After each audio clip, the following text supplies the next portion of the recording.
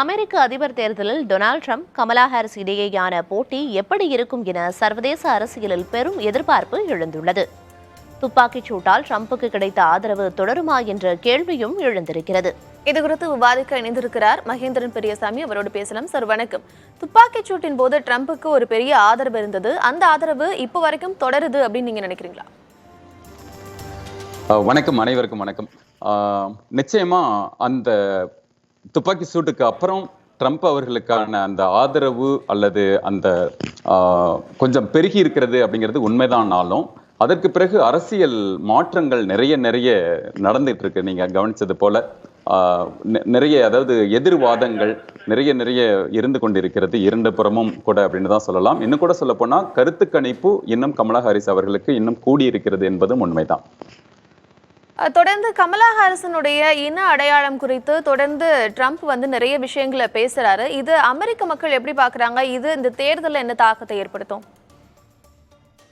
நிச்சயமா அதை பத்தி சொல்றதுக்கு முன்னாடியே அவர்கள் ஒரு 85 நிமிடங்கள் அதிபராக இருந்திருக்கிறார். அந்த ஒரு பொறுப்பு ஏற்கனவே அவருக்கு கொடுக்கப்பட்டிருக்கிறது. நம்ம ஊர்ல அந்த ஒரு நாள் முதல்வர் அப்படின்ற மாதிரி ஏற்கனவே அந்த பொறுப்பை எடுத்தவர் இன்னும் 4 ஆண்டுகள் அதை இன்னும் நீட்டித்து எடுத்து வர முடியுமா அப்படிங்கிறதுல அவர் பல வகைகள்ல தன்னுடைய தலைமைத்துவத்தை உறுதிப்படுத்துவதாகவும் அறுதிப்படுத்துவதாகவும் அவர் நிறைய செய்திருக்கிறார்.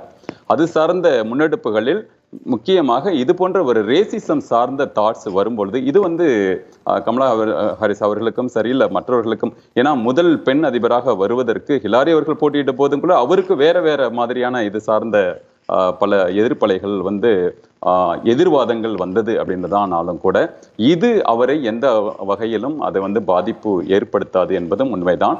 ஆனாலும் கூட அந்த ட்ரம்ப் அவர்களுடைய வாதம் பெருவாரியாக எந்தெந்த வகையெல்லாம் அவரை சிறுமைப்படுத்தலாம் என்கின்ற வகையிலும் கூட அந்த வாதங்கள் வருவது அரசியல் களத்தில் தவிர்க்க முடியாததாக தான் பார்க்கப்படுகிறது. தொடர்ந்து பார்க்கலாம். இந்த அதிபர் தேர்தல் அப்படிங்கிறது கிட்டத்தட்ட சர்வதேச அரங்கில் மிகப்பெரிய எதிர்பார்ப்புகளை எழுப்பியிருக்கு. தொடர்ந்து பார்க்கலாம் என்ன நடந்தது அப்படிங்கிறத. விவரங்களுக்கு நன்றி.